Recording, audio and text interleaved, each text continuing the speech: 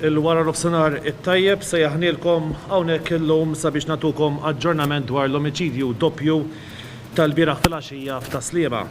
Nibda l-ewwel billi nintroduċi l-uffiċjali li għandi ħdejja fuq naħa tal-xelluk tiegħi, naħa tal-lemin tiegħi, skużani, il-Superintendent Ramon Kassar mit-Taqsima tar-Reati Maġġuri u fuq naħa tax-xelluk is-Superintendent Carmel Bartolo tad-Distrett. Mela, nagħtu ħarsa eżatt x'ġara l-bieraħ, kienu għal-ħabta ta' l-10:09 ta' filgħaxija x'kien il-Pulizija fl-Assa ta' Taslima irċevew telefonata illi fi triq Loker Taslima instemaw xi ħsejjes x'aktarx ta' sparaturi. Fuq il-post marru mill-ewwel il-Pulizija tad-Distrett flimkien mal-Pulizija tar-Rapid Intervention Unit, malli daħlu ġewwa il-Pulizija fl-intrata kif tidħol mill-bieb ta' barra instab raġel bla ħajja. Ir-riżulta li huwa Chris Pandolfino ta' 58 sena. Fis-solar ta' fuq, waqt li qegħdin isiru tfittxijiet fid-dar, il-Pulizija mbagħad sabu persuna oħra bla ħajja li r-riżulta li huwa Ivor Maciejowski ta' nazzjonalità Ingliża ta' 30 sena. Iż-żewġ persuni jgħixu fl-istess residenza. Mill-investigazzjonijiet illi saru, ir-riżulta li ż-żewġ persuni inqatlu b'diversi tiri ta' pistola. Ġew sparati mill-inqas 6 tiri.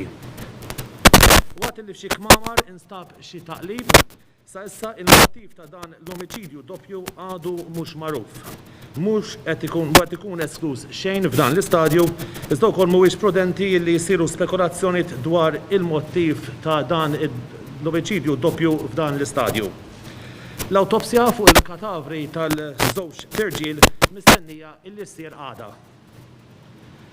Min aktar investigazzjonijiet illi saru ir-riżulta li permezz ta' filmati ta' kameras ta' sigurtà, Chris Pandolfino ħareġ mid-dar għal ħabta tas-7 ta' filgħaxija u rritorna lura għal ħabta tal-10. Ivor Maciejowski ir-riżulta li huwa baqa' d-dar. Fl-10 u 19 il-minuta deru deħlin fir-residenza 3 persuni u 4 minuti wara fl-10 u 23 minuta l-istess persuni deru ħerġin mir-residenza u jimxu lejn karozza ta' kulur abjad u ħarbu minn fuq post din il-vettura. Għadu ma' din l-investigazzjonijiet sabiex tkun stabilita l-għamla ta' din il-vettura. Hawnhekk nixtieq ukoll nagħmel appell anke grazzi għalikom sabiex kun min ra xi ħaġa l-bieraħ filgħaxija jew nkella għandu xi informazzjoni dwar vettura simili ta' kulur abjad li setet ħarbet minn fuq post mod suspettuż jikkuntattja lill-Pulizija anke mod anonimu. Dwar dan il-każ qed titmexxa inkjesta mill-Maġistrat Ian Farrugia illi ħatar numru ta' esperti f'dan il-każ.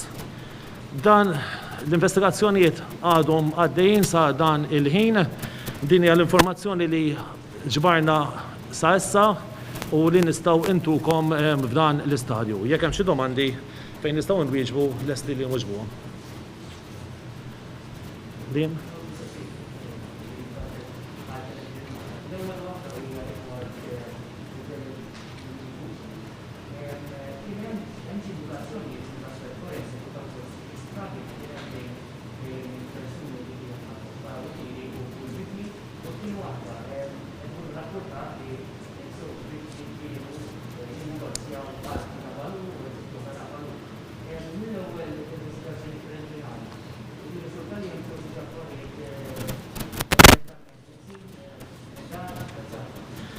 Rigward l-ewwel domanda, iktar dawl fuq seta' ġara jekk kienx hemm struggle jew le toħroġ ukoll mill-awtopsja li kif ftit ilu l-awtopsja se tkun qed issir matul il-ġurnata ta' għada permezz tal-esperti tal-qorti hemmhekk imbagħad l-esperti jkunu jistgħu jelevaw ċertu indikazzjoni li seta' ġara anke fuq il-katavri infushom. Għaldaqstant qabel ma ssir l-awtopsja ovvjament huwa kmieni wisq biex inkunu nafu hemm seta' ġara f'dawk il-momenti fid-dar fir-residenza ta' fejn seħħ l-omiċidju doppju.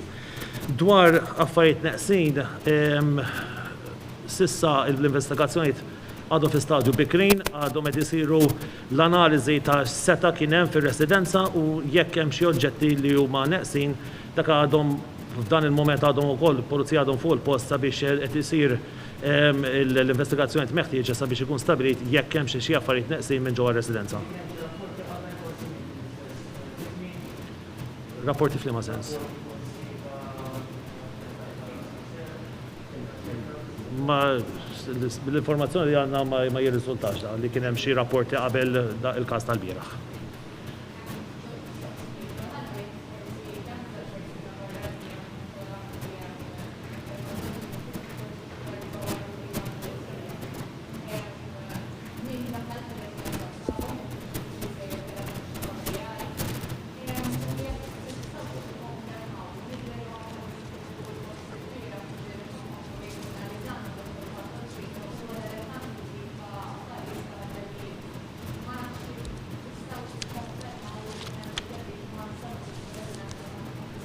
Dwar l-aħħar waħda dwar debiet l-istess bħal każ tal-Pitturi.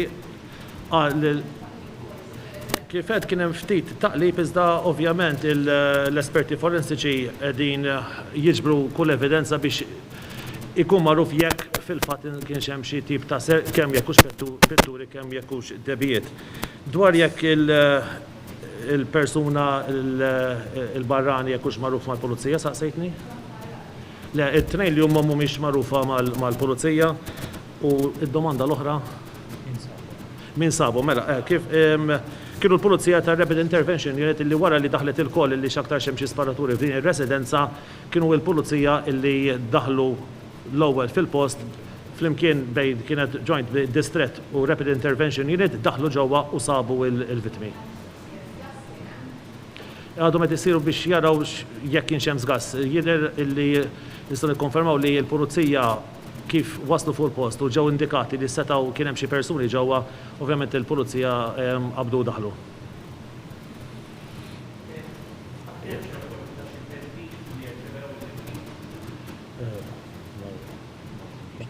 Le, teddid fuq il-vittmi ma kienx hemm le.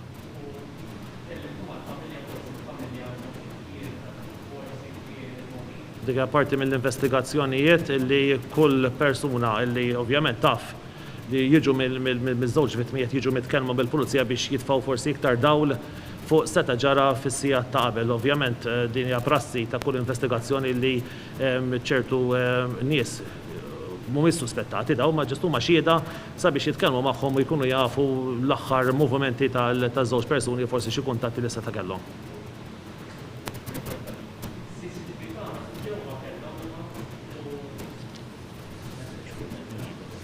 F'dan l-istadju mhuwiex prudenti li ngħidu fejn kienu s-CCTV cameras imma ġew elevati filmati permezz tal-filmati dawn tal-kameras tas-sigurtà kif spjegajtilkom stabilixxejna s'issa fix-ħin Chris Pandolfino ħareġ mid-daru fix-ħin 3 persuni li huma suspettati deru deħlin u ħerġin mir-residenza.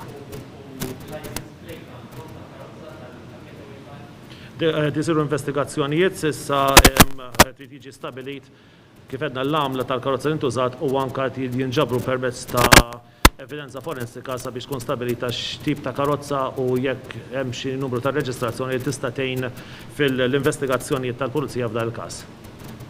Gaetano? Għada l-għamla għadha mhijiex stabilita. Qed jiġu investigati għadhom s'issa mill-filmati qed jinġabru il-filmati sabiex jaraw il-movimenti ta' dil-karozza u x'inhi l-għamla tal-karozza.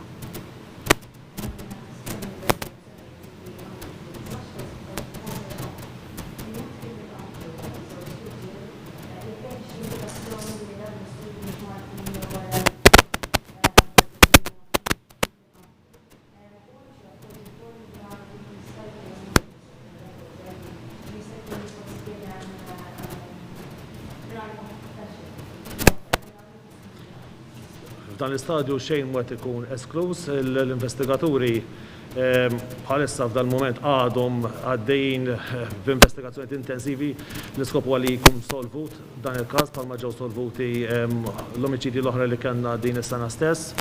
Jekk hux Maltin u barranin dak qed ikun investigat anke permezz tal-filmati tal-kameras tas-sigurtà sabiex jiġu identifikati daw it-3 persuni li daħlu fir-residenza. Ma għadu kmieni prematuri li jkunu nafu jkunux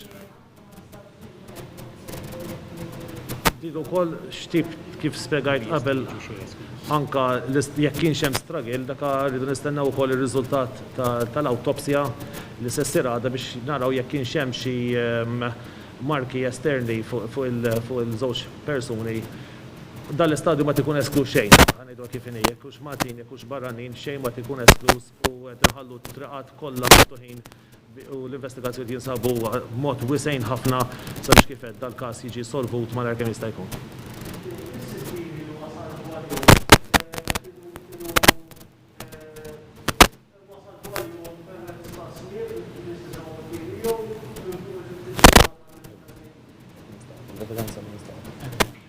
Is-sittiri li nistgħu nikkonfermaw li saru huma peress li nstabu evidenza fil-post il-capsules, il-cartridges nstabu 6 cartridges fil-residenza li intużaw ovvjament mill-arma tan-nar.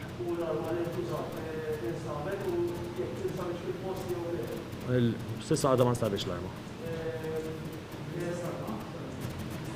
Le, dika għadu għad jiġu investigati permezz ta' din fidejn l-esperti ballistiċi, il-skratax li nstabu, l-arma għada ma nstabix fuq il-post, iżda wkoll apparti tfittxija għal 3 persuni, ovvjament qed isiru wkoll tfittxija għall-arma tan-nar.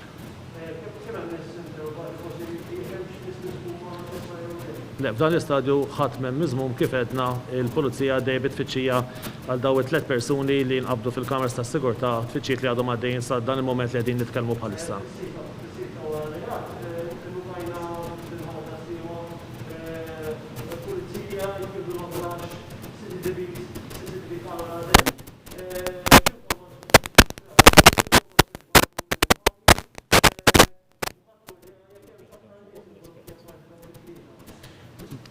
Dwar il-filmati li qegħdin jiġu elevati daw issa jinsabu f'idejn l-espert tal-qorti qed jarhom u flimkien ma' l-investigaturi, allura ovvjament daw il-filmati jinsabu f'idejn l-esperti sabiex naraw u x'movimenti kien hemm fl-akwati fil-ħin tar-reat.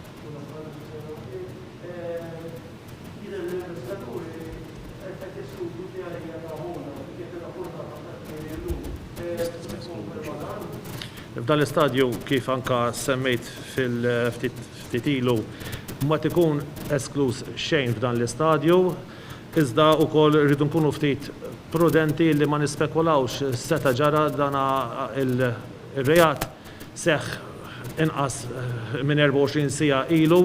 L-investigaturi kif qed ma jeskludu l-ebda mottiv madankollu it-tir huwa illi dal-mottiv isir magħruf u għaldaqstant naslu biex daw 3 persuni li allegatament wettqu dan ir-reat jitresqu quddiem il-ġustizzja.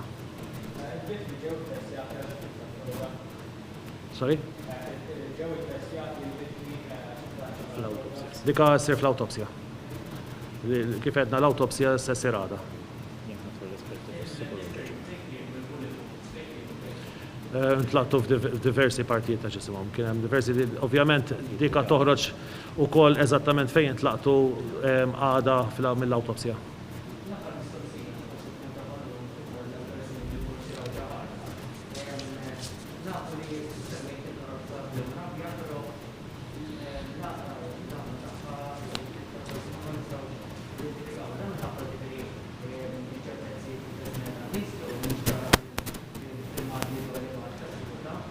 L-għamla għadha mhijiex stabilita, ovvjament għadhom qed jiġu analizzati il-filmati li qegħdin jinġabru minnaħa tal-esperti tal-qorti.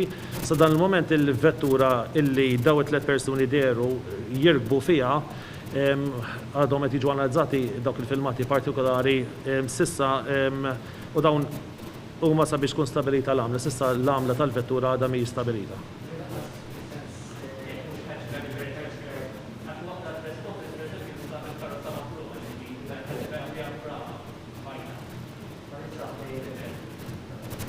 Dan l-informazzjoni għadna ta' karozza.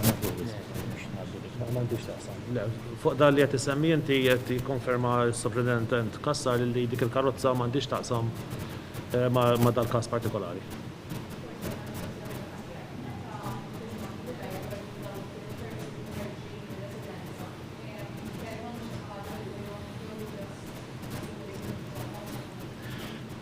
huma s'issa li jidhru ħerġin mir-residenza dawk il-filmati qegħdin jinsabu f'idej l-espert tal-qorti flimkien mal-investigaturi qegħdin iniżlu l-filmati sabiex imbagħad issa jiġu investigati filmat sabiex jaraw jekk dawn kellhom xi ħaġa f'idejhom jew le għadu f'dan l-istadju partikolari jekk kellhom xi ħaġa f'idejhom għadu kmieni għaliex l-investigazzjonijiet dwar daw il-filmati għaddejjin bħalissa imma li kif qed nikkonfermaw li daw il-filmati jidhru 3 persuni li bażikament damu 4 minuti fir-residenza.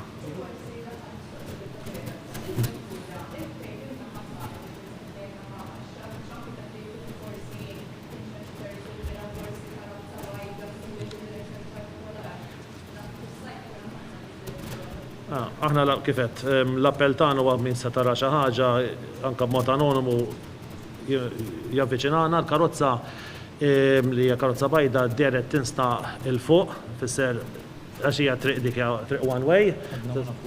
Imma ovvjament fil-filmati jridu naraw issa lejn li ma naħat iġġibdet, imma jekk id-dar qiegħda fuq din in-naħa l-karozza telet il-fuq. Issa mbagħad hemm diversi toroq li dawn issa jiġu elevati diversi filmati oħra mill-akwati sabiex jiġi stabiliti d-direzzjoni fejn marret il-karozza.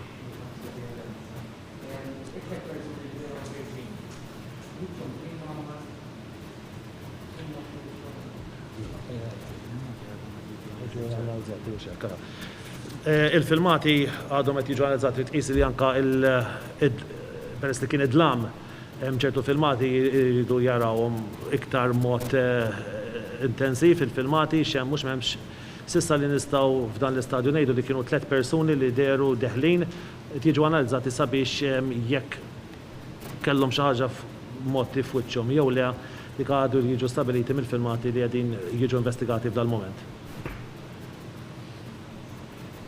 Okay. Thank you.